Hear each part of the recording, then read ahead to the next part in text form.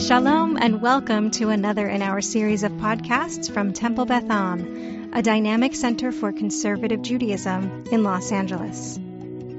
This is a recording of a teaching with TBA Rabbinic resident Julia Knobloch. I chose a poet today who I actually, even though he is poetry, I actually really didn't know anything about. So there was one, Seudah.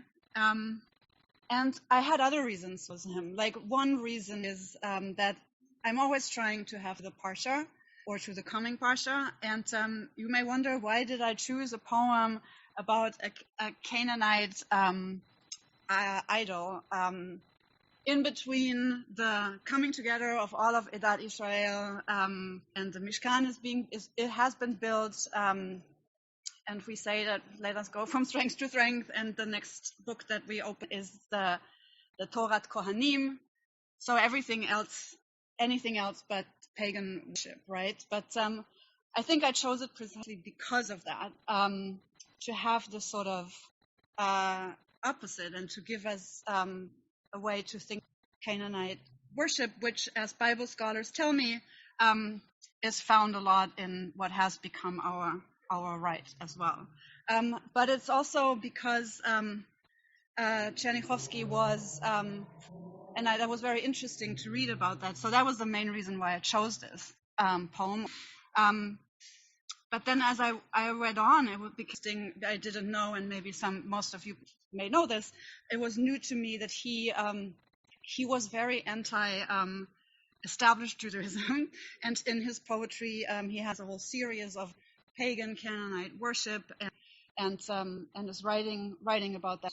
And in that, even though he's the romantics of any poetry I can think of, in a way he is a late romantic in that he was in the natural world because it seemed, and in the same time romantics by their on one hand be older, established, idealized worlds or systems, they are somehow very conservative. And at the same time, they have this other pull of very free and rebelling against the establishment. If that is one reason, another one reason, but example, he married a non-Jewish woman, and to have her convert, and he said, "I'm not doing it." And so there's a lot in this poem that speaks to that, not to all this sort of, and we're going to look into. I have more to say, and I became very interested in realizing there are a lot of interesting things to say why, and that it may be obvious. He was born in several notes. He was born in 1875, and he was born in a village at the border between Crimea and Ukraine. And so he wrote in Russian and Ukrainian. Like many poets in time, he found himself starting out as a poet in Odessa, which was a cultural center at the time where many other lived. Obviously, also Bialik had been Am Ahad and other poets. And I thought it would be good to keep that in mind in terms of how Odessa was this the center where ethnicity celebrated art. And I brought a quote, also this being refugee at Beth Am, I thought it kind of made sense to have a situation in Ukraine. And I brought an excerpt from translated into English, which conjures up yet another place that has long been gone, but that also is gone. Read it quickly. I lived then in dusty Odessa, there for a long, there all exhaled, all glitters with the south, and brindles. Odessa, after all, wasn't read in his entry Shabbat with the backdrop of the Ukraine and Russia war that's going on there. Circumstances forced Chernychovsky to be even more of a wanderer than Bialik. Because of the restrictions against admitting Jewish students, he had to study medicine outside Russia, first in Heidelberg, then in Lausanne, in Switzerland.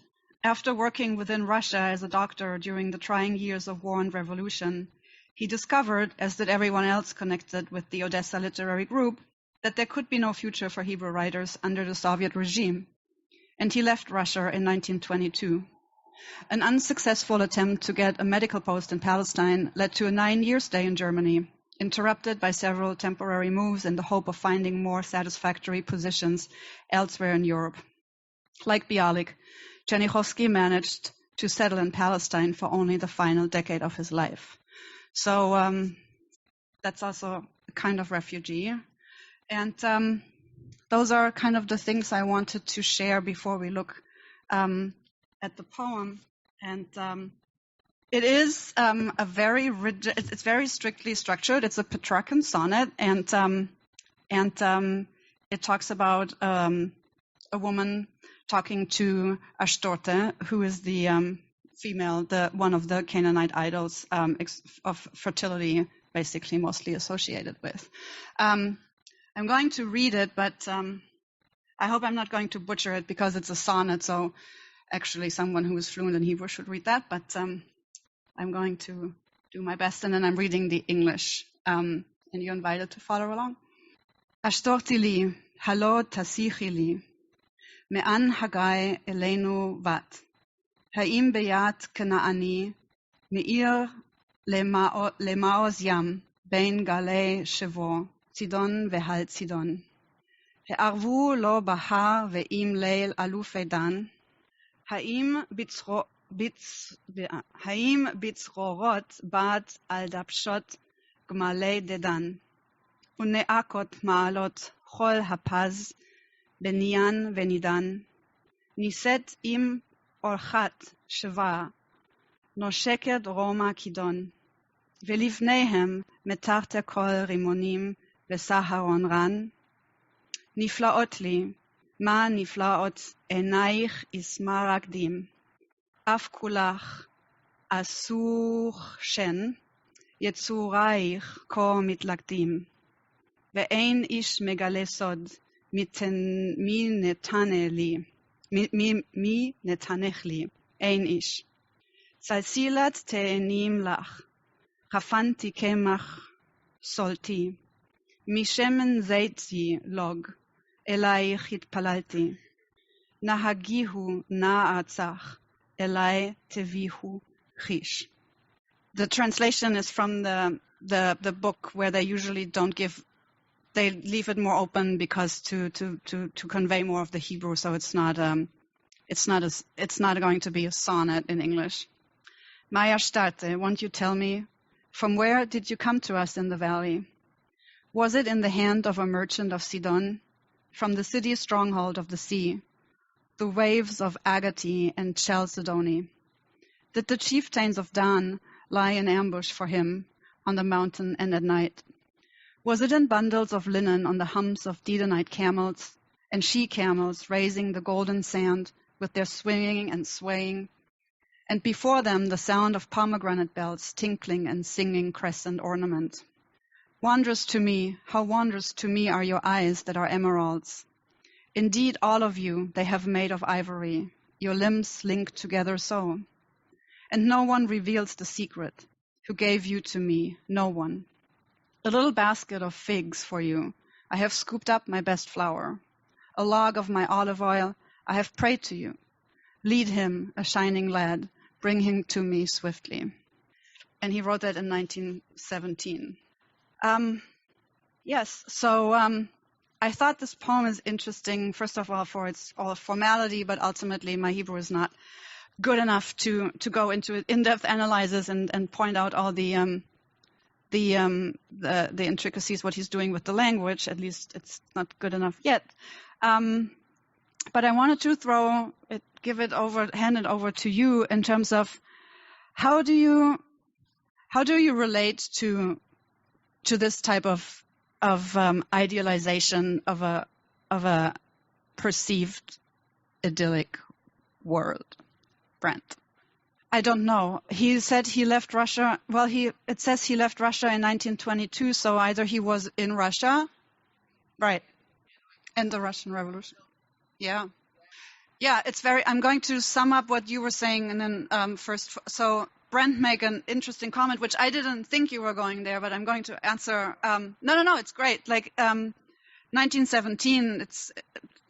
World War I is still going on. The Russian Revolution is happening in 19, as much as I remember. And so I thought you were going to criticize, and Brent was saying it is no wonder that, or it's not surprising that someone might want to turn away from all of that, having witnessed all of this brutality, and write a beautiful poem about a deity, basically giving life. I thought you were going to criticize him, so I'm appreciative that you pointed that you went that way, because it's a good point. Yes. The question is, when did he get his medical treatment? Because the war, of course, World War I was specifically brutal. I mean, not that any other war is not brutal, but we know that World War I was very, very, like a lot of. I have something else to say. So it was having seen. He would have probably seen a lot of mutilated bodies on the Eastern Front, maybe even more so than on the Western Front.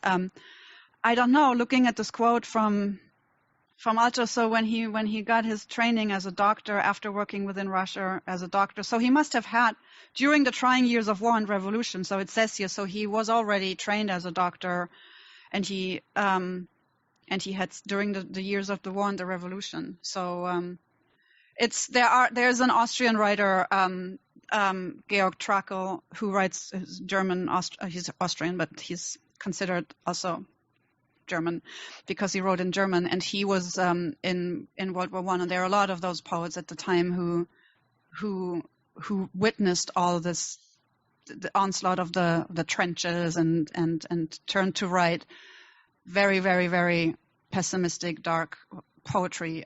To your point, Kendra Chorney. Yeah, that's a great question. The question for those on Zoom is what do we know about why, basically? So several Hebrew poets writing in Hebrew write about topics that could potentially even be, considered more than anti. There would be heretical. I don't know. I wish I could answer that. My guess is that.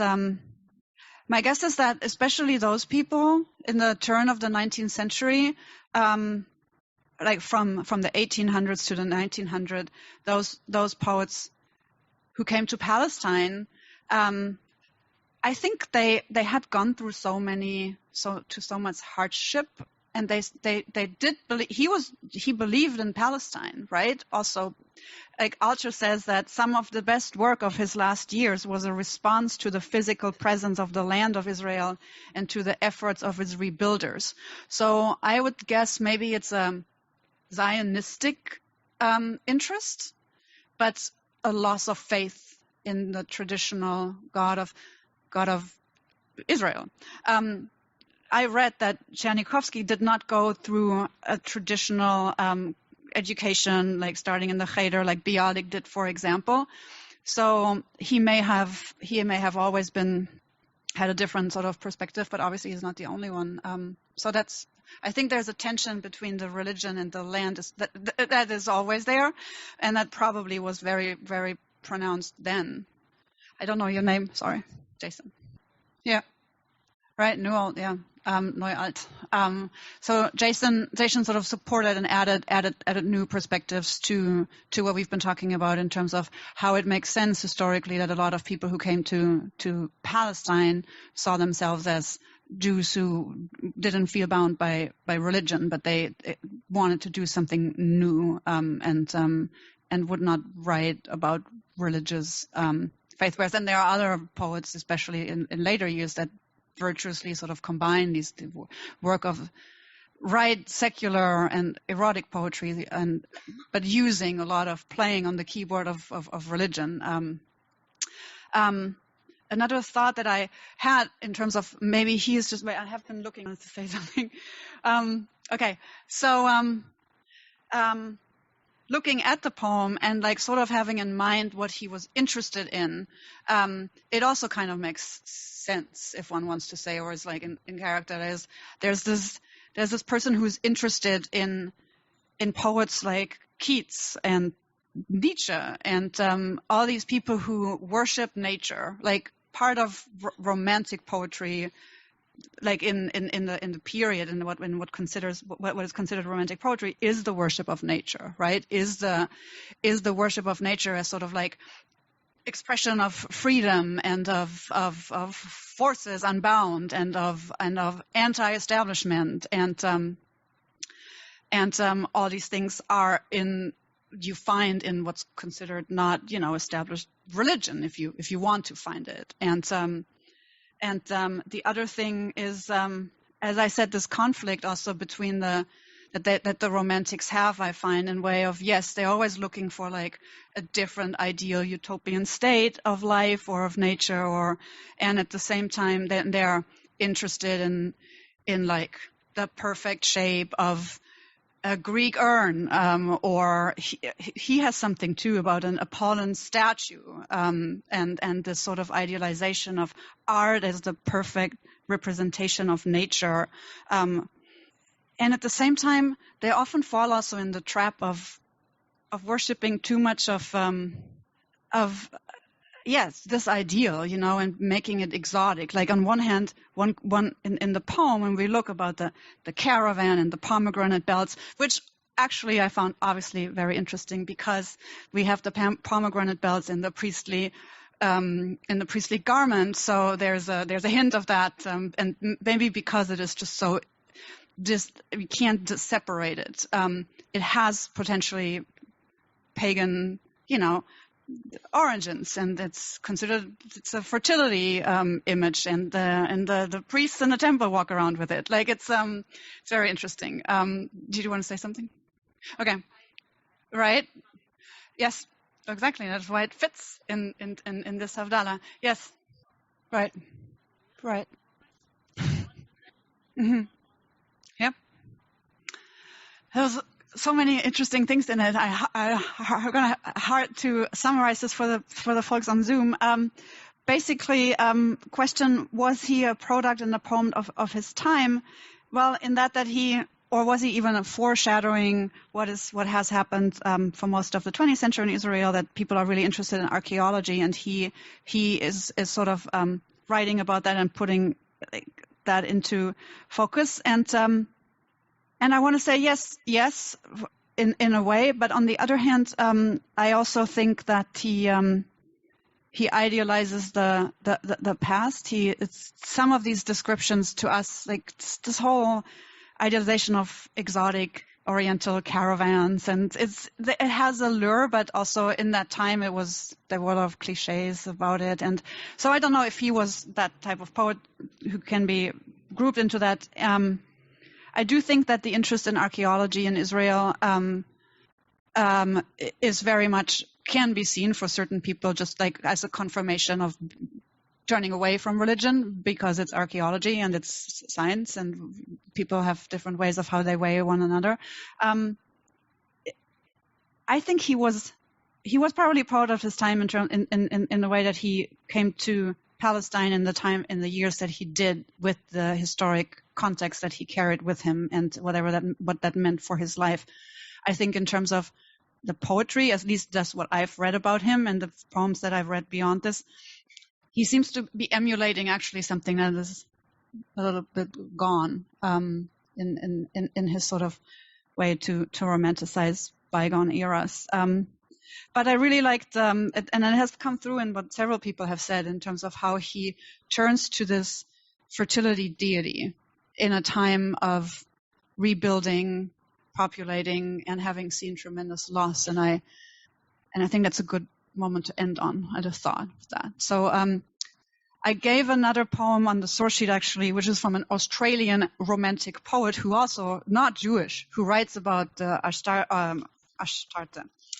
Asherah, whatever, it's several names. I'm not going to read it. It's very long. And I just gave it. It was interesting how, to the point of, there was a romantic Australian non-Jewish poet writing about the Canaanite fertility goddess. So anyway, that's it.